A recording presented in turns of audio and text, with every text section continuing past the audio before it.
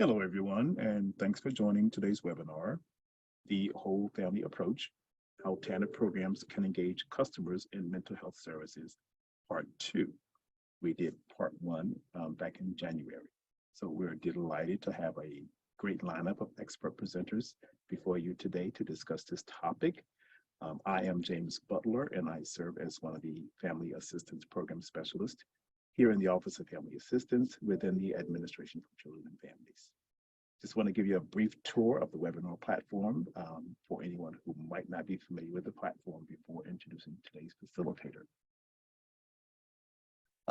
To submit questions using the Zoom webinar, since all participants will be muted, at the bottom of your screen, you will see a Q&A icon. Clicking on that icon will generate a question and answer box where you can type in any questions that you may have. Please note that if your question will not be visible until they are answered. So feel free to submit as many questions as you like at any time throughout the webinar. If you have a question for a specific speaker, please indicate which speaker you'd like to respond to your question. We will monitor your questions and address them during our Q&A session. We will also launch a few polls throughout the presentation that will pop up on your screen automatically, including an evaluation poll at the end of the webinar. Respond to the polls by clicking on the radio button next to your preferred response. We will leave each poll open for about 30 seconds, and then we'll give you an overview of what the poll responses were. So I'm going to now turn things over to Mary Roberto, who is a project director at ICF, who will facilitate us through the remainder of the discussion. Mary? Thank you, James. Again, everyone, thank you all for joining us for this webinar today titled The Whole Family Approach, How TANF Programs Can Engage Customers in Mental Health Services, Part 2. Some of you may have joined us in January on the 26th for Part 1 of the webinar. If you didn't get to join us, no worries. We'll provide you with a link to that webinar in a few minutes. Also, if you did not attend Part 1, you can still benefit from Part 2 today, so don't worry about that. I'm going to jump into some introductions of the amazing humans that agreed to come back for this discussion today, as well as some additional individuals who are joining us specifically for this Part 2. So why don't we just jump into who they are? Let's see here. We have Liz Carver, who is from the Workforce Solutions at Utah. So she's new to the conversation this time. And thank you so much, Liz, for joining us. We have a special guest from OFA, Antoinette Kitchen, who's going to talk a little bit about funding for these services. And again, we have Dr. Maria Aguilar Mendoza back from the Saboba tribe. Liz Gutzkow, the integrated program manager from FAST in Ramsey County, who's rejoining us for this webinar today, was on the last one, as well as Arnold Ontiveros, the staff manager from New Mexico Department of Human Services, where I hear it's raining, I think, a bit from what I see in the discussion from the panelists, from participants. Dr. Mary Beth Vogel-Ferguson, a research associate professor at the University of Utah, and Katie Wagner from the Workforce Development, is a Workforce Development Manager with Goodwill-Easter Seals in Minnesota. So thank you all again for coming back, and those of you that are new, welcome to this discussion. I'm sure it's going to be great. I'm going to, if somebody could go ahead and take the link to Part 1 of the webinar and post it in the chat, I would be grateful. So if you haven't, like I said, if you weren't able to see that one, see the webinar, listen to it from Part 1, you can go ahead and click on the link at your leisure and check that out as well. So the format for Part 2 of the webinar will be similar to Part 1, except we're going to have some time limitations because we're going to try to touch on 5 different buckets, I could call them, around this topic. And so what will happen is we'll go into kind of a high-level overview of the topic, and then we'll have some questions for the speakers, the panelists, and then we will go into a slide with some resources. But there's also resources that you can download, quite a bit of them, that we've put together for you, based on each of the topics. So you can definitely download that. It's a pretty comprehensive list of different, webinars, different research pieces about this topic that I think will be very helpful for you all as we move through, and hopefully integrate more of this into your programs as a result of the knowledge that you'll gain today and have in part 1. So anyway, what I'm going to do is jump into a poll question next, and then we'll start off with the panelists with some questions. So why don't we move on to the poll?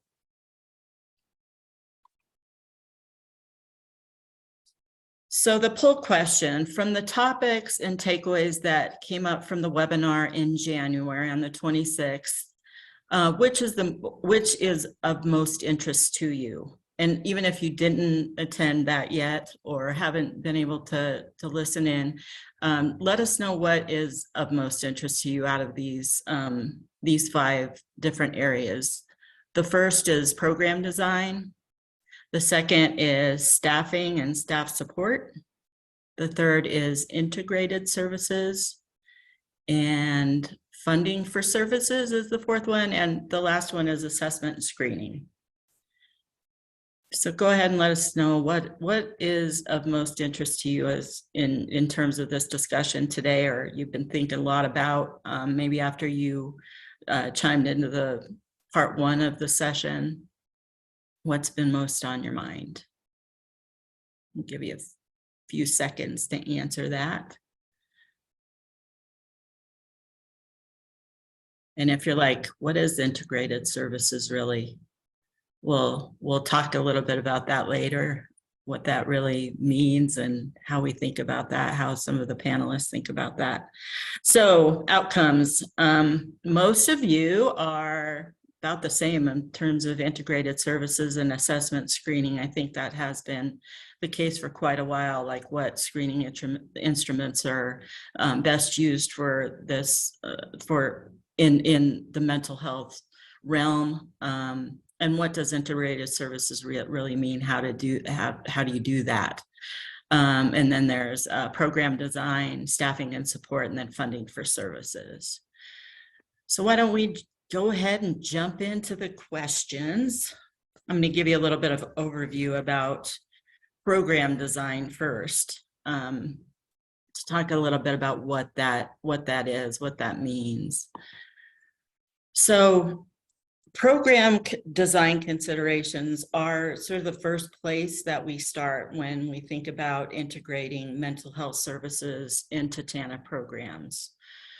And these are just some kind of areas to really think through. Even if you have something in place already, I think coming back to these questions and trying to think through maybe what's happened in the last few years with COVID, some of the different program design changes that you've made generally.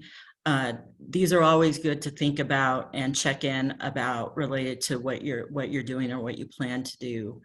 So the first is, what type of services are you going to provide? Are they going to be, just at intake, just at screening and assessment? Are you going to have a clinician inside of a TANF agency to, provide the services, and what are they? What are the populations that you're going to serve? Is it going to be available? Are the services available to the entire TANF population? Are you going to segment them out after screening and assessment happens? Who does the screening and assessment? Things like that. The range of personal and family challenges to address. So, is it going to be individuals that perhaps have been affected by a domestic violence situation? Is it going to be more broad than that? And then how to integrate mental health into employment services, and possibly other services, what that might look like. And hopefully we'll get a good picture of what that looks like with, the speakers today talking through what that might look like in their organizations and TANF programs. What administrative and service delivery structure, so things like, are you going to contract for services? Are you going to refer individuals out to a community service provider that already provides the services?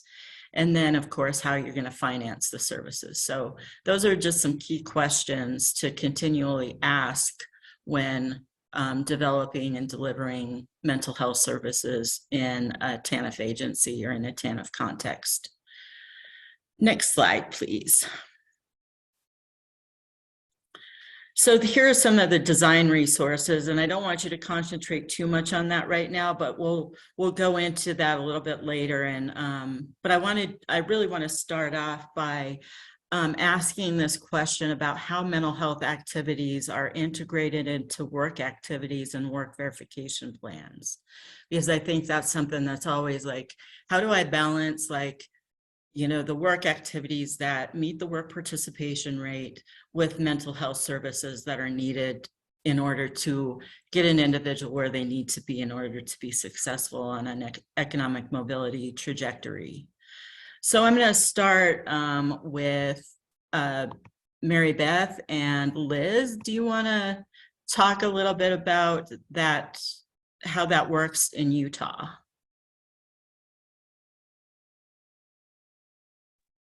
Yeah, I'd be happy to kick it off, Mary Beth. You can stop work. So I think as we look at mental health services and how they integrate into work activities, we have our on-site clinicians in our centers that work with our staff to kind of try to figure out what that means for an individual person. So if I have someone on my caseload that is maybe experiencing a mental health issue and is meeting with someone regularly for treatment, our clinician could coordinate either with that person directly or with the provider that's providing mental health services to talk about what kinds of things could this person participate in. We don't focus strictly on work requirements, that specific strict work requirements, but what can the person participate in that might be helpful to them. So for example, and the way that works is when our clinician talks to another clinician, they'll talk about things like, well, could this person maybe participate in some parenting classes? Would that help coordinate some of their treatment? So they get kind of a little bit creative about some things the person could do so that they're not going from just treatment and nothing to a whole bunch of things at once, that we're gradually building up. But it's also done in a thoughtful way where the clinician is involved to make sure that we're not overwhelming the person and that it's the right level of participation for that person. So they're also not using a bunch of months. They're still progressing and doing things that can help the family without, again, just focusing on work or just putting them right into an activity that might not make sense. I don't know if I dropped anything, Mary Beth. No, the only thing I would add to that is that how we've been able to support from the research perspective and understanding customers is knowing that when a customer comes in, they can't always identify that mental health is necessarily an issue for them. So helping the case managers actually recognize behaviors or in their interactions with their customers that might say, this might be a mental health issue. This might be something where you might want to talk to our licensed clinical therapist, and helping the case managers actually be able to initiate those referrals versus kind of labeling behaviors as all just not interested or lack of motivation. And that, I think, is a good starting point to get them in that trajectory you described. Great. Thank you. Yeah, we talk a lot about cognitive load, and when you're talking about several different things at one time, how are you doing? How are your kids are doing? Here, go to a work activity. especially for individuals that are experiencing mental health crisis or, just everyday stress. It's hard. So yeah, thank you. I appreciate the responses there, and was wondering, Lisa, if you have anything that you'd like to talk about related to health, the mental health activities integrated into work activities, work verification plans. Yeah, thanks so much. Yeah, in Minnesota, we have what's called a family stabilization services component to our TANF program, and it's a broad, comprehensive designation where families from a range of things, could be family violence, could be mental health, could be IQ, chemical health. It relaxes, it gives more flexibility to the program expectations and requirements. And the way in which a participant qualifies for family stabilization services is through a referral from the case manager to a qualified professional to designate whether or not they may or may not have some of those criteria. And we help facilitate that process to get that documentation to then have them in that family stabilization component of TANF. And then our FAST program specifically focuses mostly on whether or not the parent or primary caregiver or child has that physical or medical or mental disability, in which we can then use our integrated services model to help support all of the different activities within their plan. And we use a variety of tools once that family stabilization designation is determined, to wrap into those activities in that employment plan. And it's similar to what Liz was talking about and Mary Beth, that work is integrated into the plan, but it's around seeing mental health recovery and supports as a part of a path to career success.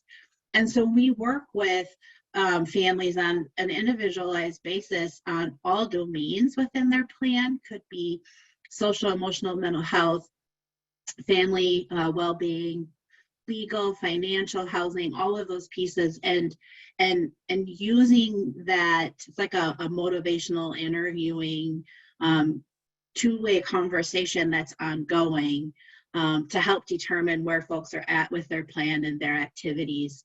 The family stabilization component is not included in our work participation rate, but it is included in the self-support index. Great. Katie, do you have anything to add? I know you all work closely together, and wonder if you wanted to chime in. Thank you. Yeah, just to add, thank you, Lisa, for trying to explain when people come to our program and FAST, they are already in that family stabilization services category.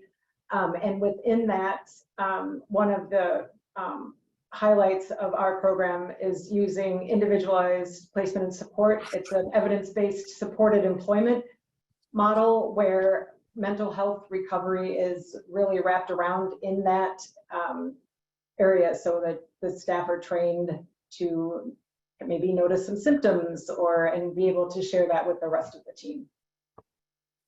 Great. How about Maria? Do you have anything to add from Saboba? Like, what does that look like for you all?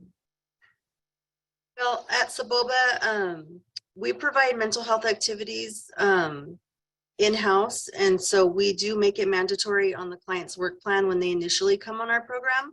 So they'll attend one meeting with the therapist, and then if it's found that they need more more services, then they'll be scheduled for further mental health counseling.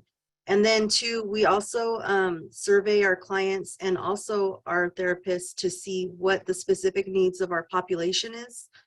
So, you know, like if a parent needs parenting classes for court, we can provide parenting classes and they qualify for court. And also like we provide baby and me workshops, family bonding workshops, substance abuse workshops. So pretty much a whole gamut of different classes dependent on the specific needs of our population. And it does change from time to time. For instance, during the pandemic, we've seen an uptick in domestic violence issues. So now we're incorporating a couples workshop. So clients can come monthly and attend a couples workshop with the therapist. Oh, So nice. we really try to, you know, just meet the needs of our population and see what the needs are and how we can best serve them. Great. Arnold. Good afternoon. So to kind of add to that, what we do in New Mexico is we meet, it's a simple question, is meet the participant where they're at. And sometimes we tend to think, oh, we need to get them employed, we need to get them to the long term of self-sufficiency, but there's baby steps into that.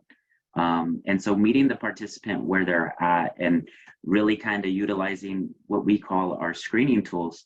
So we have a mental and physical screening tool that we use. Our career development specialists meet with the participant to determine where they're at. And this allows us to have that effective case management. So kind of like how Lisa was explaining of how they have family stabilization, we do utilize family stabilization, but we classify them as limited participation.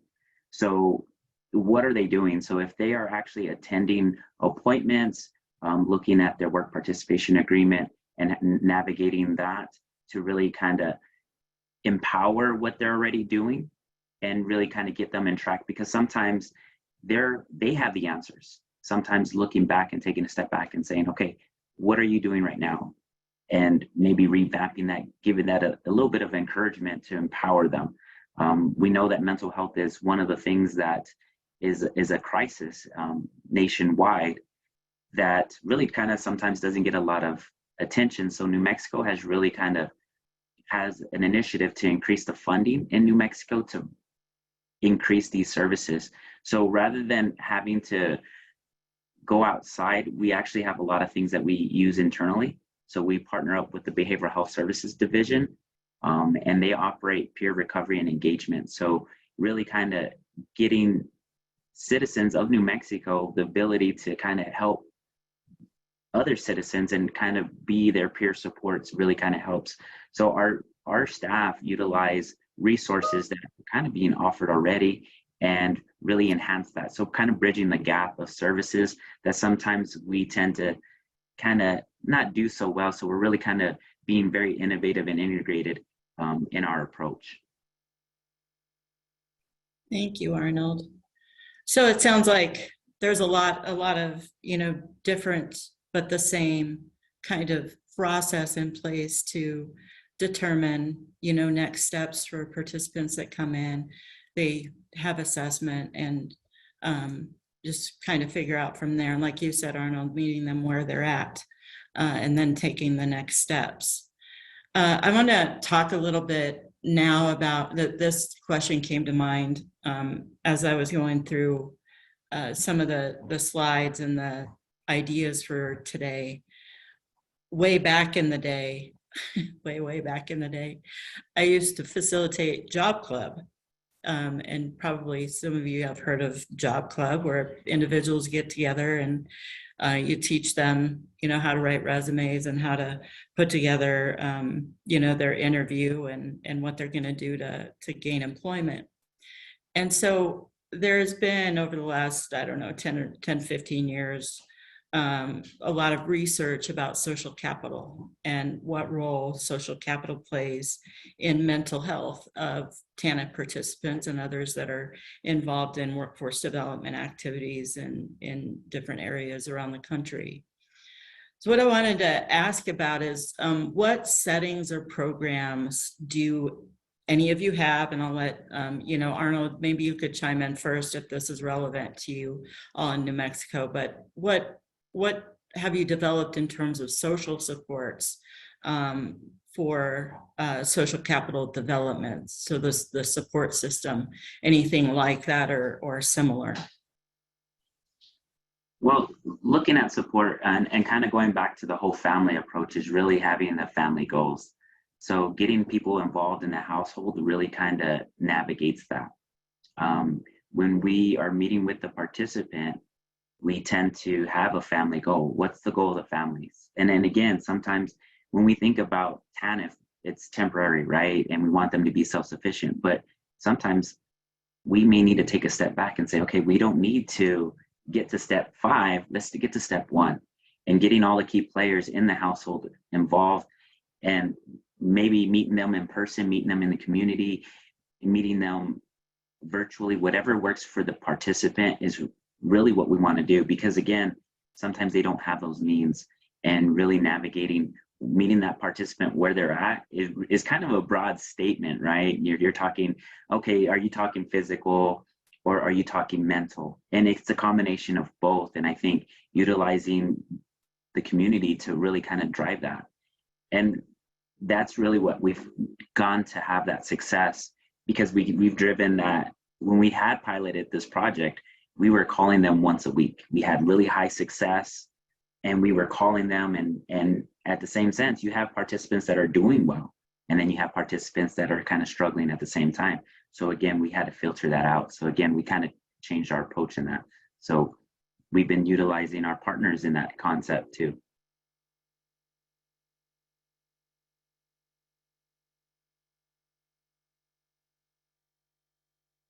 Lisa and Katie, do you have anything that's going on related to social capital building and things like that? We do. We have a weekly, twice a week session that's called Conversations That Matter, and it's kind of a peer support specialist group. It's been on Zoom for the past 3 years, but it's coming back in person coming up, where they do arts and crafts kind of activities, and talk about self-care and parenting and mental health and employment, and have speakers on resources and kind of cultural issues. We've had speakers on safety. So that's been going on for a decade, I think. And then twice a year we have Family Fun Night, where all of our participants can come to either our location here at Goodwill-Easter Seals or in a park in St. Paul, and just have treats and games for kids, and have participants meet each other, and kind of, it kind of squashes the power dynamic a little bit between the staffness. That's great. That's really great. It sounds like fun, and it sounds like they probably exchange a lot of good information with one another and support one another. Yeah, for sure. Yeah. What about you all in Utah? No, this probably doesn't need to be said, but I think one of the first things we can do is just ask the family, ask the family what, social supports they have. Obviously, we don't have to talk about it in social capital terms, but what supports do you have to help if your kid's sick and can't get to daycare? Or, what kind of supports are in place? And then if they don't have supports, that's when we start working on what kinds of social capital can we help them build. I think we have a couple of contracts where we can refer people to try and help them build some of that social capital. I think we have a pilot project where we get a cohort of individuals together, and they sort of become each other's social capital as they go through a training program together and work together. And often our staff become part of that for a while as well. Some of that social capital, right? The staff that are helping them through some of these, the challenges that they're experiencing. So it sounds kind of basic, but I think a good place to start is finding out what is already in place and available to that person, just through asking the family and as you're building that relationship with them. Great. And I would just add that we can never underestimate the value of that individual caseworker. It takes just one person to believe that you can do it. And a lot of folks coming in it's not their best day when they've had to come in and apply for public benefits. So to have a caseworker, we've seen in our data that that relationship is one of the greatest predictors of success in the program, is that relationship with that caseworker. So it can start small. Great. Thanks, Mary Beth. I've seen that in a lot of research myself. So and you know, with anything, if you get personalized attention and you feel valued and important in a relationship, whatever it is, it changes things. So I appreciate that. We're gonna have to move into the next segment. It's always difficult to, you know, have so many questions that we want to ask, but moving on into the staffing and staff support. Hopefully you got a picture of the program design resources, and like I said, you can download more resources from this webinar itself. There's a ton of them. So those are only a few, and we'll add, like I said, we'll have those in every discussion. So staffing and staff support. When we think about staffing and staff support, the type of staff that, you know, some of the questions around this is like, what staff do we hire? Do we utilize individuals that are already a part of the human service agency, whether it's a different division or, you know, if there's clinicians in child welfare, do they come and possibly interact with the TANF customers and understand maybe how or participate in assessment? Do we hire clinicians just for this purpose? Do we hire contractors? Do we refer out and pay for services? So those are some of the questions around staffing and staff support, or that you might want to think about or have thought about and need to possibly revisit at some point. The kind of training and tools offered to leadership and staff. I know OFA has put a lot of effort and knowledge and, you know, a lot of resource into talking through talking through the training and tools that they offer through the Peer TA website and, you know, different webinars about trauma-informed care, things like that. But anything that's done at the TANF agency itself, and especially to address the secondary trauma that individuals are exposed to that do this type of work. So what does that look like, not only for you know, the mental health needs of the TANF customers, but the individuals that serve them and are on the day-to-day with them. For leadership, to reevaluate existing supports, what's in place for staff, things like employee assistance programs, things like that. Are the clinicians available for the TANF customers as well as the staff?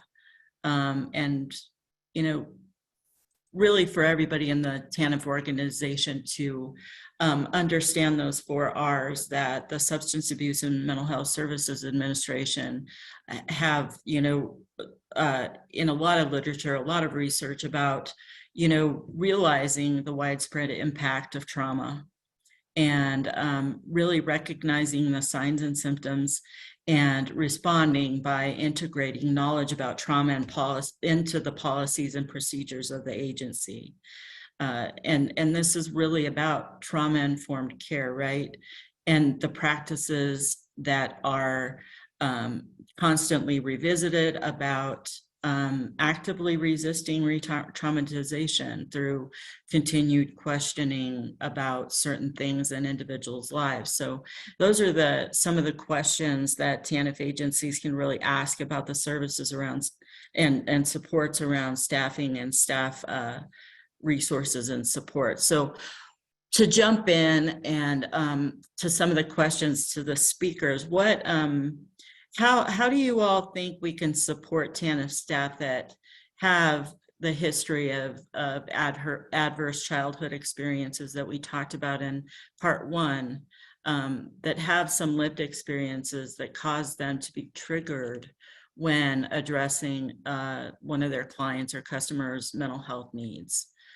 Can, you know, and if one of you want to chime in, I'm not sure if maybe you in Utah, Mary Beth and Liz, you want to talk through what's available there and what does that look like? Yeah, and Mary Beth can talk a little bit more about just first of all, the training that we've done for staff. And when I say training, we did do a couple of big trainings, but we've built it into our new employee training. It's an ongoing topic of conversation with our staff to help there continue to be awareness about secondary trauma. And just there are a lot of little things that I think add up. So for example, we have, like I mentioned, we have our on-site clinicians that are in most of our offices. We have some small offices throughout the state that aren't. But as we look at incident reports that come in from the centers of things that happen, we will pick up the phone and call a clinician and see if we can't get a clinician out to the site just to be available if someone wants to talk. You know, if there's some kind of incident with a customer in the center that might be traumatic or triggering, we provide that clinician there just to be available for staff as well as customers that may have experienced that trauma of that incident. And then just kind of like ongoing talking about self-care. We have a quarterly newsletter that we send out, and there's always a section in there that's dedicated to self-care. We talk about it with our leadership regularly. What are you doing for self-care? We have resources like employee assistance programs. And so just continuing that conversation regularly. And Mary Beth does a really good job of just like reminding, especially in the initial training she did, of helping staff understand the comparison between the ACEs they may have and customers may have. So I don't know if you want to talk a little bit more about that, Mary Beth. Yeah, we actually shared that in the first webinar, which I think is just a good foundation to help all of us remember that this adversity and trauma is a very common, it's a public health crisis actually. And so customers and workers, the more information people have to understand why they might be responding to something or why they might be uncomfortable when someone tells a story, it's huge to help them be able to say, hey, I recognize that I was just triggered by something and I probably should get some support there, versus just internalizing it all and, you know, why do I get so upset? You know, just it gives people information, and that's power to be able to take care of themselves and know they need those supports. And DWS Workforce Services in Utah did a phenomenal job of having all their staff, not just caseworkers, but leadership and frontline receptionist type staff, everyone recognize and use those 4 Rs in the training to be able to have more language and capacity around that area.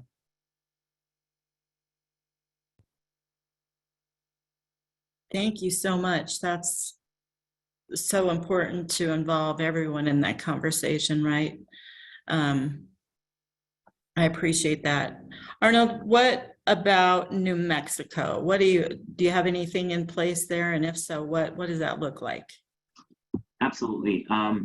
So I do talk with my leadership team, and this is kind of, you know, where we really kind of put a lot of emphasis in.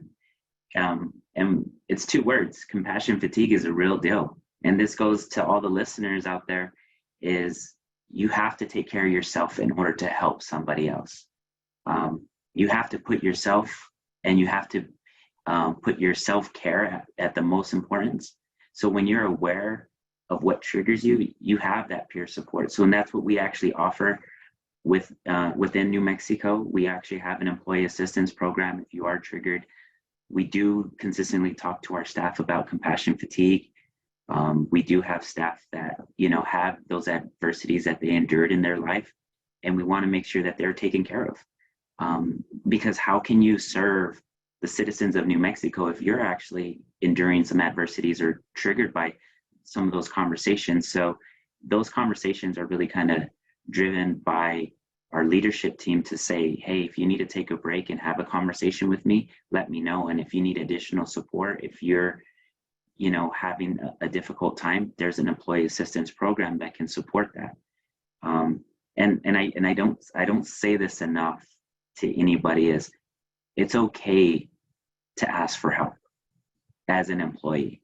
It's okay to say, hey, I'm just feeling some type of way today, and I just need a little bit of support. Can you just have a conversation? And that's the culture we create here in New Mexico, because how can we relay a good product and help the citizens of New Mexico if we're not in the right state of mind? And I think it starts with us, and our team has really been trained to recognize that. And it's kind of a joint system, you know, when as a supervisor, you're providing case management to your staff, you know, and your staff are providing case management to the participants. So it's a culture here in New Mexico, and we're always there to support them. So yes, it's a real deal. Yeah, and what a great culture of trust when you do have individuals coming to their supervisors and to the employee assistance program with, you know, the issues that are coming up. That's great. Maria, do you have anything to add? Yes, at Saboba, they provide mental health services to our staff as part of our benefits. And then when we are aware or know that a particular staff member is dealing with something, we'll work with HR to make sure that they are aware of what services are out there.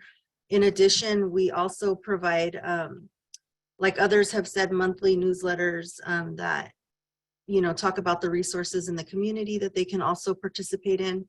And then also within our program, we bring in, we collaborate closely with the city, county, and local Indian health services to also provide necessary training to our staff in terms of mental health counseling. And it also adds another layer to just make sure that, you know, they're assessing themselves as well. So pretty much what everybody else said, and a little bit, little different. A little different, yeah. Thank you all so much.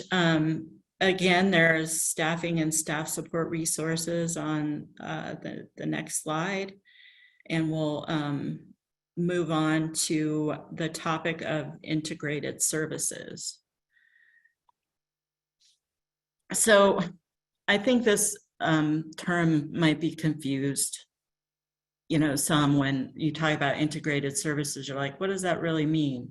Does that mean that you integrate the mental health services into the program itself, or the program integrates into the mental health services, or how does that work? Is it really about funding? What does that really look like? So integrated services really are just about, like, to what extent does, for example, the assessment and the interview process with clients integrate, like, motivational interviewing techniques, trauma-informed care. So that's what we're talking about when we say integrated services.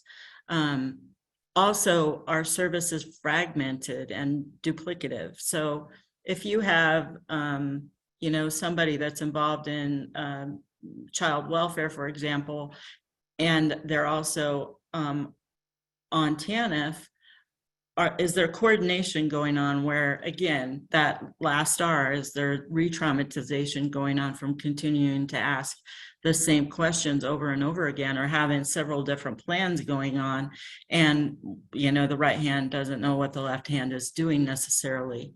So integrating more of those services to support an individual and a family to move forward, and really understanding that we don't need to do this twice or 3 times.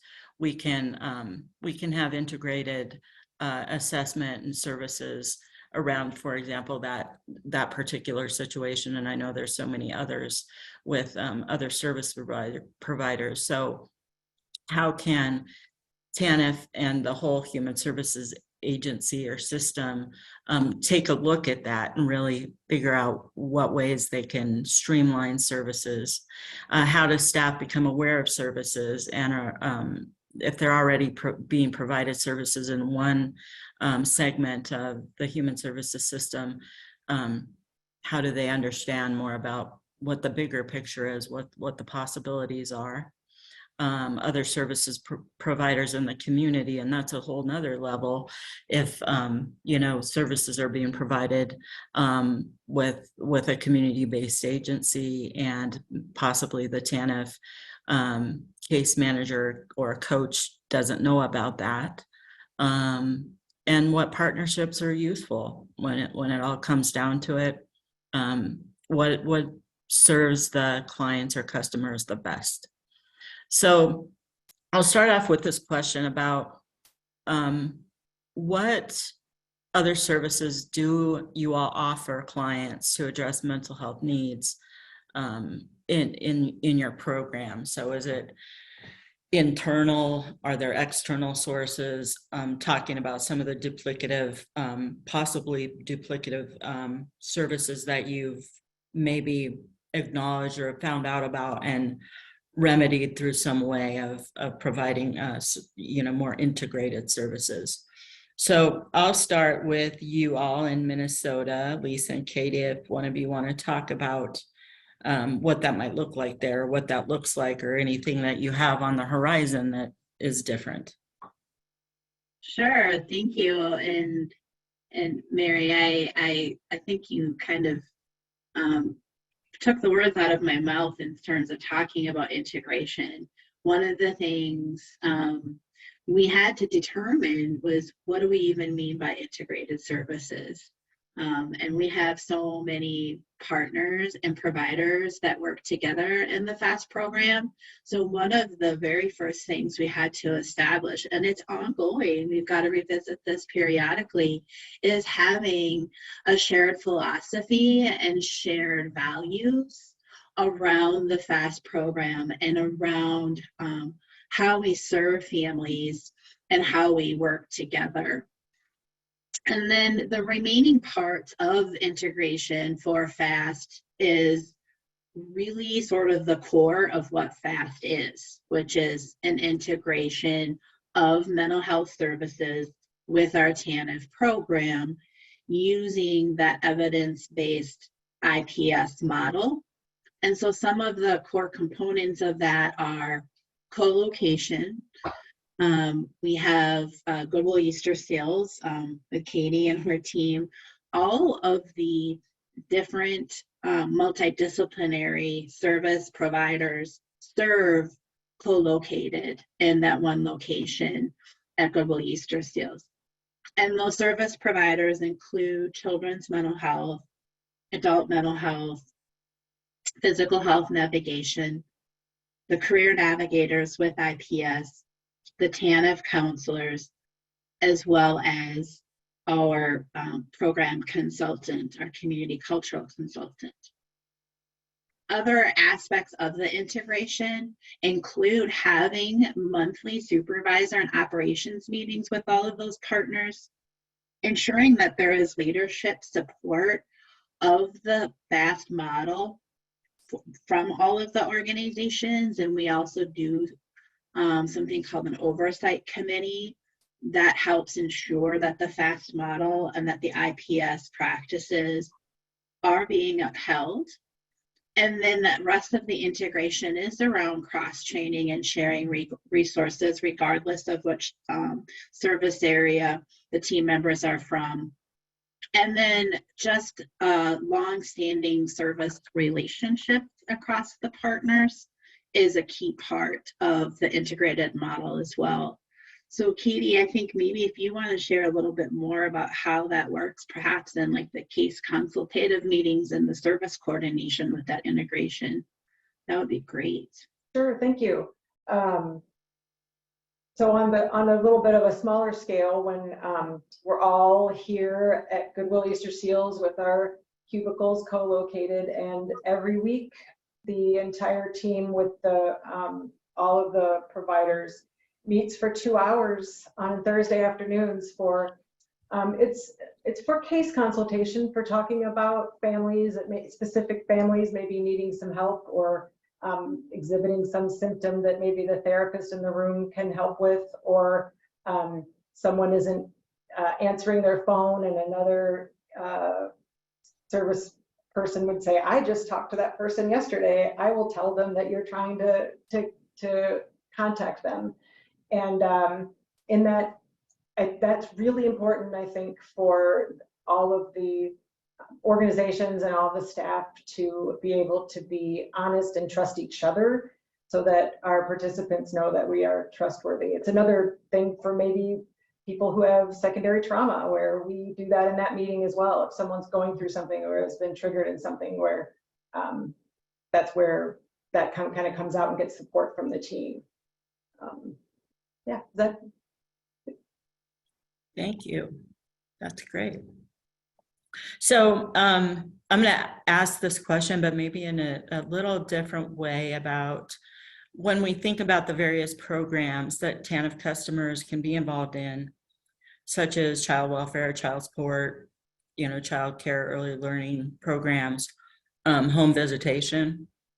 What are some promising practices or maybe emerging practices to integrate mental health services into these programs? And I just want to kind of leave that up for whoever wants to address the question. If you can think of anything going on in your TANF organization. Maria, I was thinking specifically about Saboba, just because of just reading some of the information about your program. Do you have anything to offer in that way about integration, or anyone else? A few words. So at Saboba, we offer a multi-level approach to our case management. So we include a mental health assessment when we get a new applicant, a vocational career assessment, and then a drug counseling assessment if needed, and then also holistic workshops. So with the mental health assessment, they're required to, like I mentioned earlier, to attend at least one meeting with our in-house therapist. And then with our vocational career assessment, they get, assessed for their academics, their job skills, and pretty much their interest inventory. And then with the drug assessment, that's only if they test positive during the application process. And then the holistic part is the workshops that include like the parenting, the family bonding, and those kind of go hand in hand with the mental health counseling to make sure that, wherever there's a need, we're plugging them into those resources. And then our vocational and career assessments are provided by a contractor, and so is our mental health counseling. So we work closely with our contractors as well as community partners to make sure that we're also providing wraparound services. So if there's a specific need that they're having, we can make sure that it's being addressed as part of their self-sufficiency plan. So we call it integrated services because we're integrating all these different components into their case management process. And then our caseworkers really advocate for our families because they do everything on the case, from eligibility to processing their monthly grants to, completing their work plan with them. We used to have it separated where there was a eligibility technician and a career development specialist. But what we found was that, like was mentioned during this meeting, is that sometimes services are duplicated, or things that are being told to the family are duplicated, or it contributes to kind of a lack of trust at times, is what we found within our community. And so by combining the two components into one, so we have a caseworker who does all the work on the caseload. It helps the worker really build a relationship with the family, as well as helping address their needs. And then in combination with that, we have open door policy. So when a participant comes in through our doors, they're treated like family. They can come in, they attend workshops, they can meet with their worker, they have access to staff. And so, even if they're having an issue, they can, schedule an appointment with management, or they can come knock on our door. So they have that available to them. And I think that really helps with us to make sure that, we're really meeting their needs, and that if there is an issue, that we can get it addressed. That's great. I love to hear that, pulling in a bunch of different information, especially assessment information, is so helpful in, assisting the TANF participant or customer into the next step. Knowledge is power, right? Like I know that from my interest test and all of these other or assessment that, you can help them make different decisions or some of the same decisions depending on what that looks like. So yeah, I think that's great to get all that information and help them along. Not that a lot of them, I'm sure that some of them already know, hey, I'm good at this, or I have a problem with that.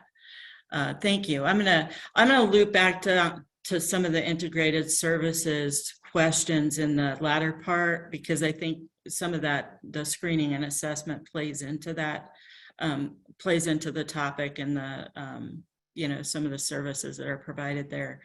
And I'm going to jump into the funding, the funding topic.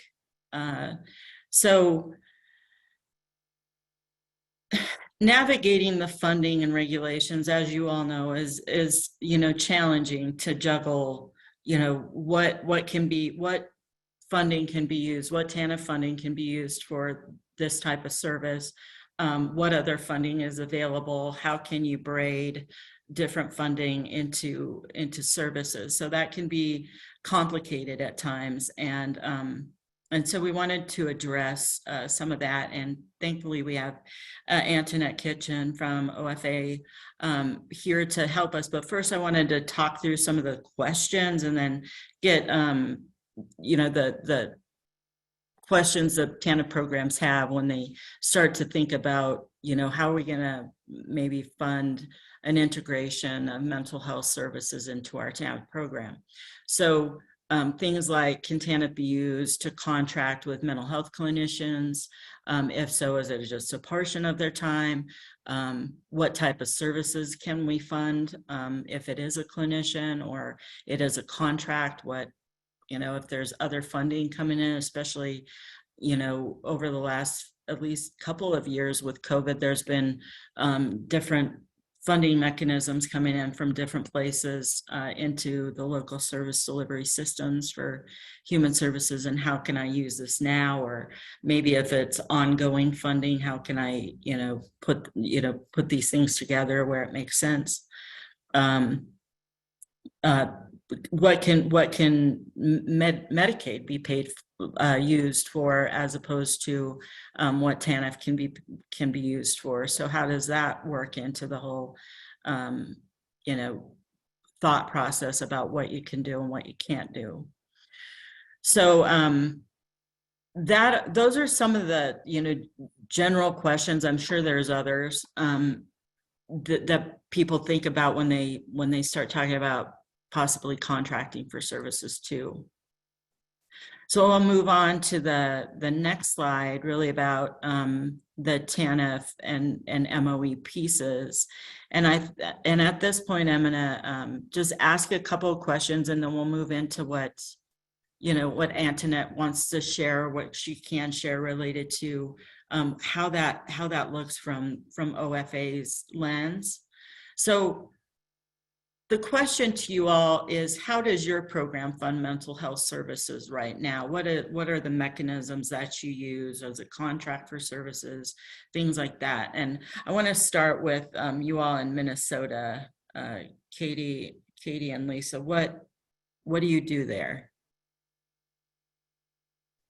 Yeah, so what we do is we use the TANF funds for the coordination of the mental health services. So Ramsey County contracts with Goodwill-Easter SEALs to provide the leadership and direction of the FAST program. And then Goodwill-Easter SEALs subcontracts with all of the various providers that are a part of the FAST program. And so the mental health providers within the FAST program receive funding from Ramsey County, but subcontracted through Goodwill to cover the costs of that wouldn't traditionally be covered in mental health service delivery. So it is those case consultations, it is those staff trainings, it is all of the coordinated aspects of working in an integrated fashion.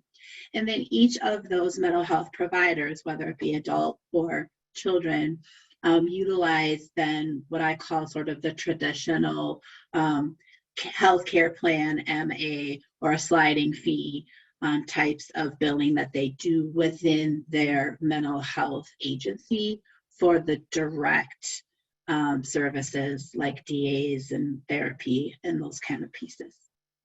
Okay, thank you. Arnold, what about New Mexico?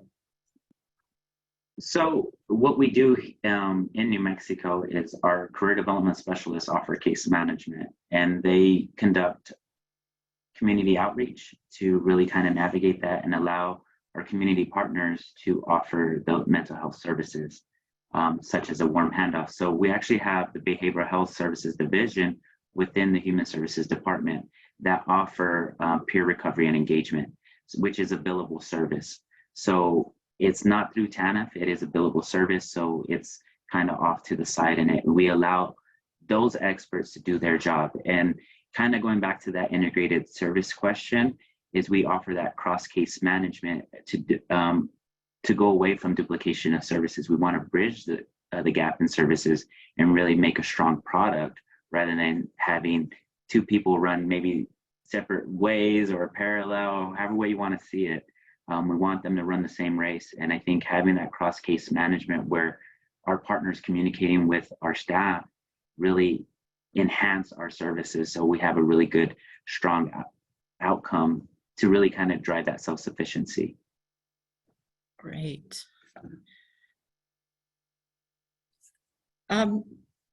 What about in Saboba, Maria?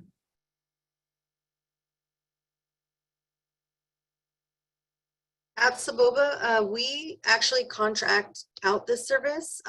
We've added mental health counseling as a tribal option in our Tribal TANF plan, so it is allowable.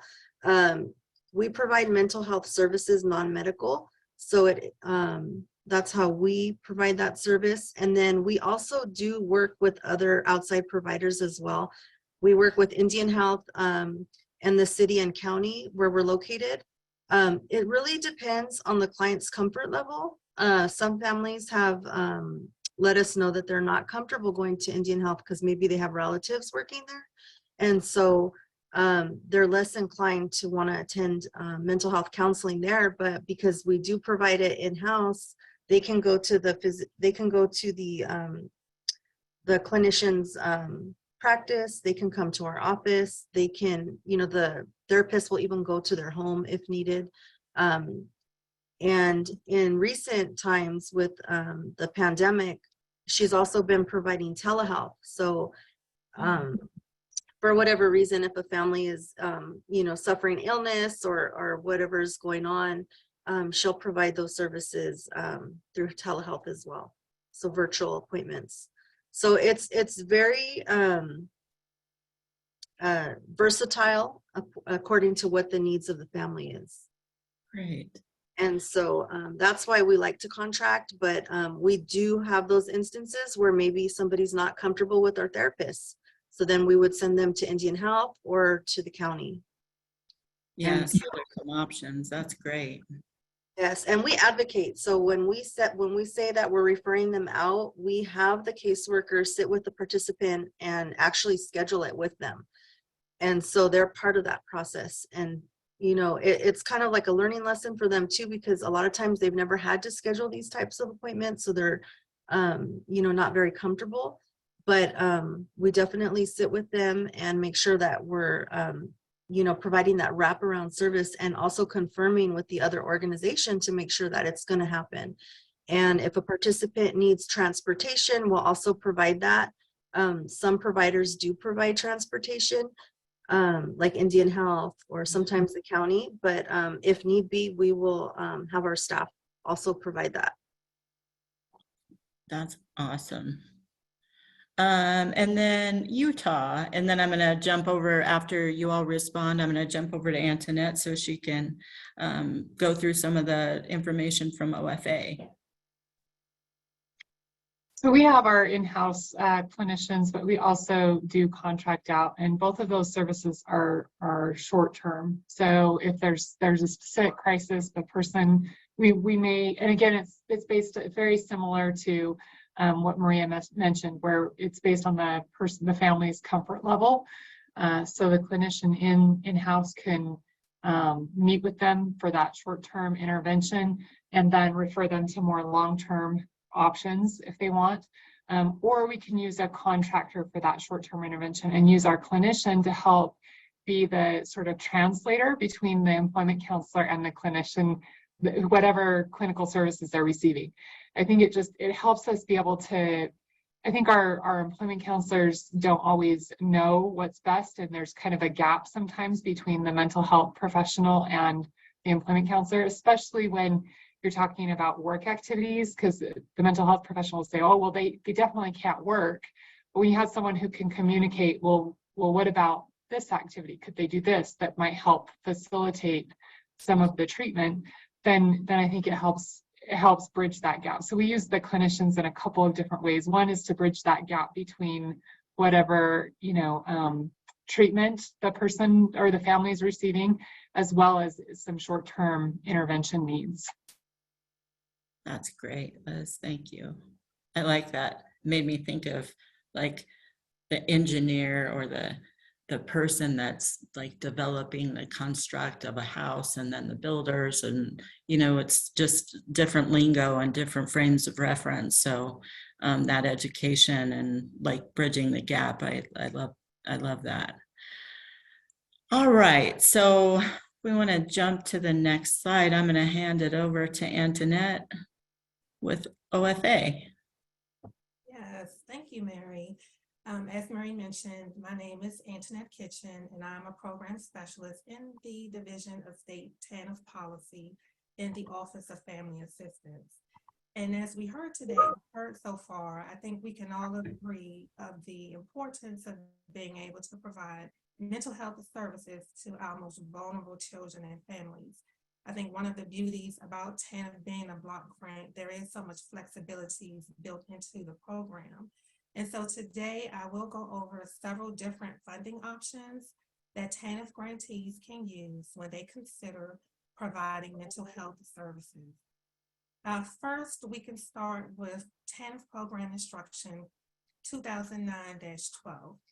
Now, this PA explains that states and tribes have the discretion to use federal TANF funds and state maintenance of effort funds, also known as MOE, to assist individuals in need of mental health and substance use treatment services, of course, consistent with TANF rules on providing benefits and services to individual members of needy or eligible families.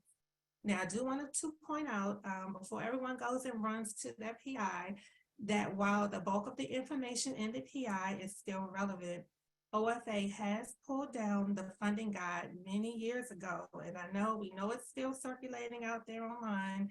However, it is no longer a 100% accurate reference guide, as some of the policies in it have changed since it was written. So with that being said, when we do receive questions about mental health services, the first question we ask is whether it is considered a medical service.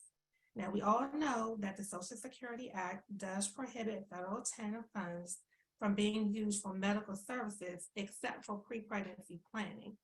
However, with this PI 2009-12, it explains that while TANF grantees are prohibited from using federal TANF funds and commingled MOE funds for medical services, some mental health and substance use treatment services that are non-medical in nature may use federal TANF funds and commingled MOE funds.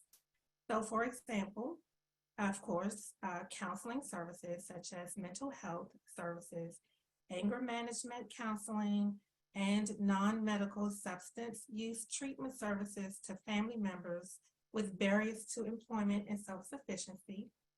Also, federal TANF and state MOE funds may be used to provide non-medical substance or alcohol abuse services including room and board costs at a residential treatment program. Now, on the other hand, when we look at, we have state MOE funds that have not been commingled with federal TANF funds may be used to pay for some medical services such as treatment of substance abuse that were not already eligible and paid for by Medicaid. And I do want to note that TANF funds cannot be used to supplant Medicaid, and they cannot be used to meet the required state dollar match for the Medicaid program. So overall, I know that was a lot, but the good news is that TANF grantees do have the ability to provide mental health services. States and tribes just have to determine the proper funding source for those services.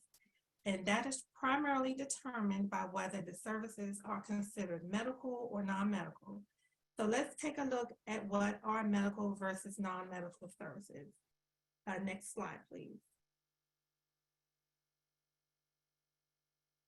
Okay, so as stated in the preamble to the final regulations at 45 to 63.11, the rulemakers decided not to provide a definition of medical services and other key terms in order to give states, again, the maximum flexibility to provide services needed by recipients within the constraints of the statute.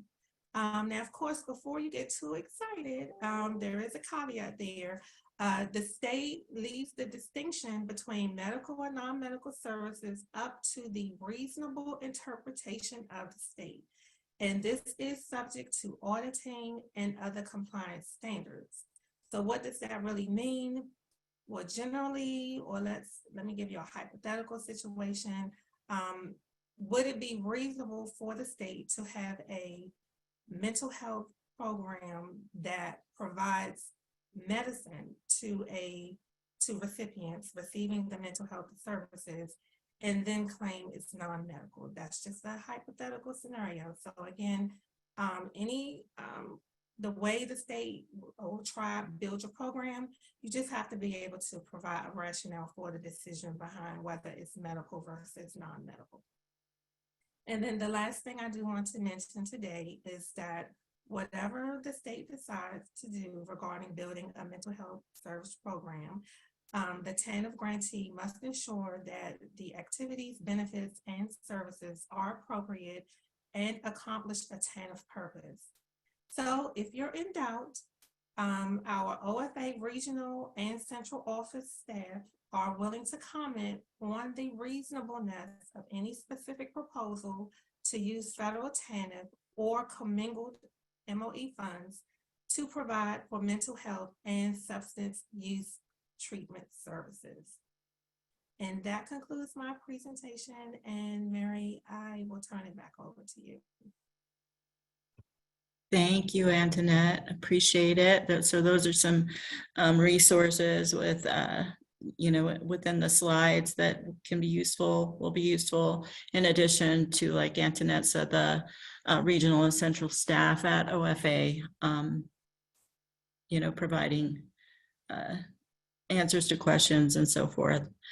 So I'm going to move on to the next topic, our last topic, which is about assessment and screening. I feel like some of, like I said, the integrated services really fit into this area because it does sometimes, hopefully most often, starts with gathering information to make decisions about what services are appropriate and, working with families to determine, what direction they want to go with regard to next steps in their journeys.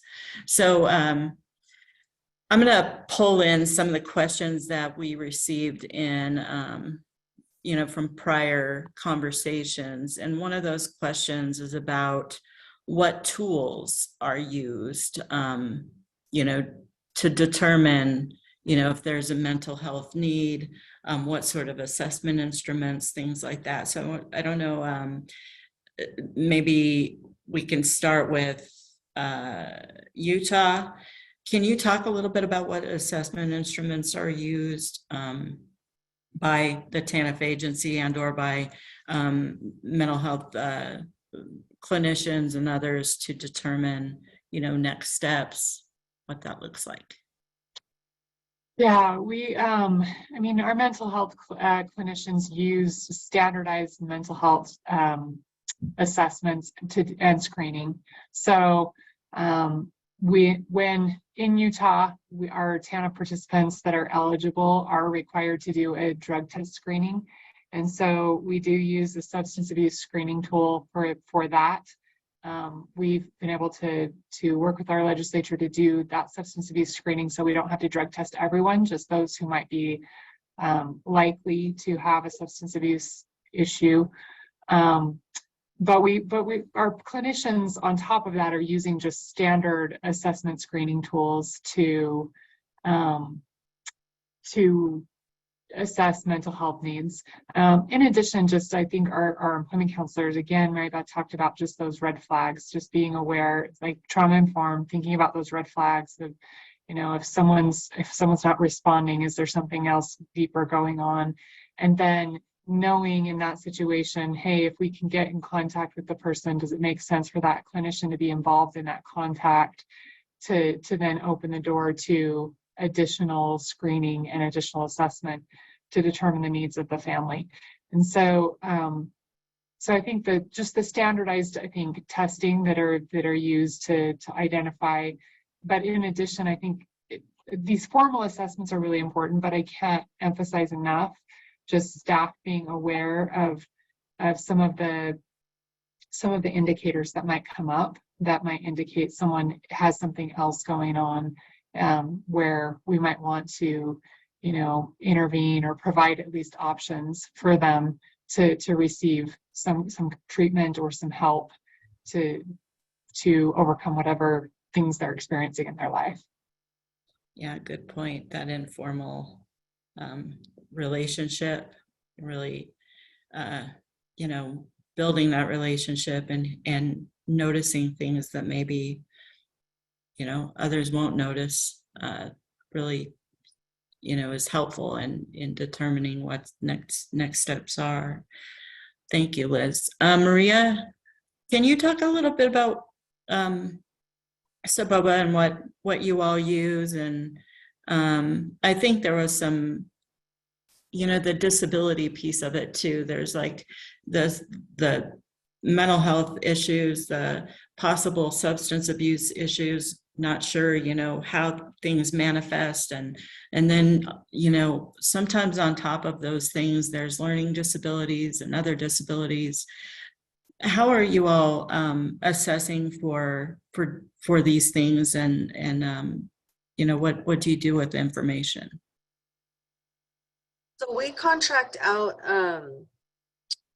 our assessments for education and vocation, and it's completed by an actual licensed career counselor. And she does like a questionnaire with them to see like where they're at in terms of barriers, like what barriers are they facing. In addition to that, I think there's some questions about personal issues that they could be dealing with, so that we can get an indicator in terms of like any personal issues that might be going on. And then she also provides a academic assessment, so we see where they're at in terms of like educational level. And then with that assessment, she's able to recommend a potential LD assessment, which is a learning disability assessment if needed. So it's very helpful when you're helping somebody find a potential successful career pathway, to know what barriers they're dealing with, what issues they're having, what their educational level is, what their career skills are, what types of careers they're interested in. I believe they use a COPS assessment, which is like a skills inventory test, and as well as some others. And then she also goes over like I believe they're called career codes or something like that, or dot codes. It's been a while since I looked into it, but there's a lot of different aspects that are involved that she discusses with them and explains to them, you know, as they're going through this process, that the whole reason behind it is to help them find a successful career pathway for them. And I think that the clients really take to it because they feel like their assessments are creating that individualized plan for themselves. And two, like there could be things, like in the past, we've had a client who, you know, she had some legal issues. She had gotten in trouble for issues in terms of substance abuse, but her interest was she wanted to be a nurse. Well, we had to explain to her, you really aren't going to be successful with that career pathway because it's going to be difficult to sustain employment because of your, you know, your substance abuse felonies. And so she ended up changing her career pathway, but it came out in the assessment. So it's just really important for us that we assess them in different categories to really see like what the full picture is, and that just, you know, we don't want to discourage them. We want to make sure that we're setting them up for success. And, you know, how we do that is we have to really like understand the full logistics of their situation. And then two, our mental health counselor, she works with the families. So like if the parent, if there's some sort of like child behavioral issues, she can get involved and also assist us with getting in contact with the school district and making sure that that child is getting an individualized educational plan, so an IEP. And how that process is to our program is we do child grade incentives. So if a child isn't meeting the grade incentive requirement, they have to have at least a C average to qualify for a child clothing allowance. But if they have an active IEP on file and there's a reason behind why their grades are not up to par, we're able to still provide that incentive to them. So there's a lot of incentives built into our program that also support these assessment and screening processes. And it really helps our clients like through a more holistic approach. Yeah, for sure. Like I said, the information is so powerful, especially if you've never went through, you know, interest testing or know what Holland codes are, or dot codes or anything like that, to put it all together to help move forward, and you know, with the resources that are around. So we only have a couple of minutes left before we have to hand it off, and this is so difficult because it's such a great conversation, but wanted to just you know, ask Utah to speak to this question, and then to Arnold to round it out, and then we'll pass it along for closeout. So the assessment instruments.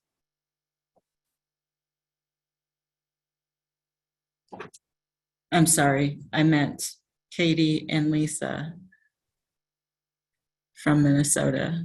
Any thoughts on assessment instruments, processes? Yeah, so when we talk about assessments for FAST, you know, we use a variety of what I would call informal assessments. And then prior to that, you know, there's the piece around screening and determining what the next best step might be in getting folks connected. Because participants in our FAST program are already screened through that family stabilization services model, much of that initial screening and assessment has occurred through that qualified medical professional coordination to be in that category to begin with. However, a lot of the informal assessing that can occur happens through some of the service coordination, through something we have called the Family FAST Questionnaire. It's an interactive planning document when folks first join FAST that then helps direct and guide what some of the next service referrals and connections might be. And the service coordination and the informal assessing is ongoing. It doesn't happen just at a single point in time, which is what's inherently built into the service model. And then the last piece I want to share, and I think Katie can just give some more depth into how this works on a day-to-day basis. But from a mental health perspective, you know, there's very intentional around the contracting with the mental health providers that we have. And so keeping in mind that assessing and screening often doesn't always include a cross-cultural or a cross-lingual lens. And so our one of the contracted partners, Minnesota Care Partner, they're rooted in social justice minded and culturally responsive service provision.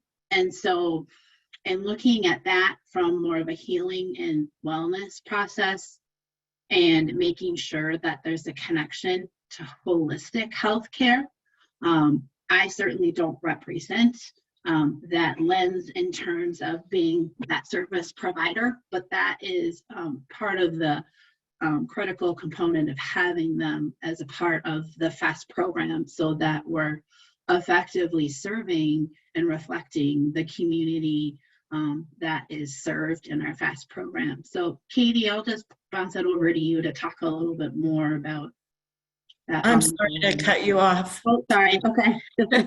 I'm so sorry. I hate this part.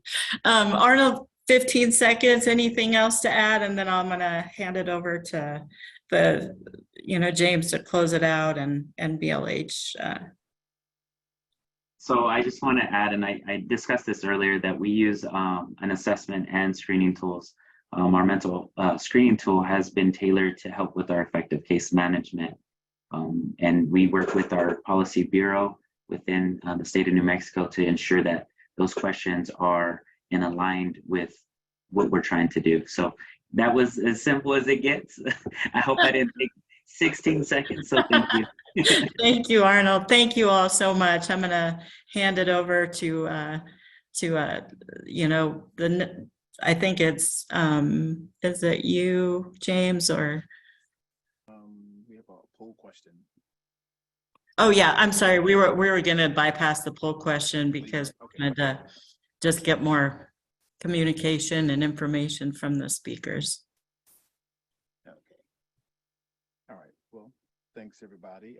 For those of you who submitted questions, we will respond to your questions and provide them once we post everything to our PureTA website within the coming weeks.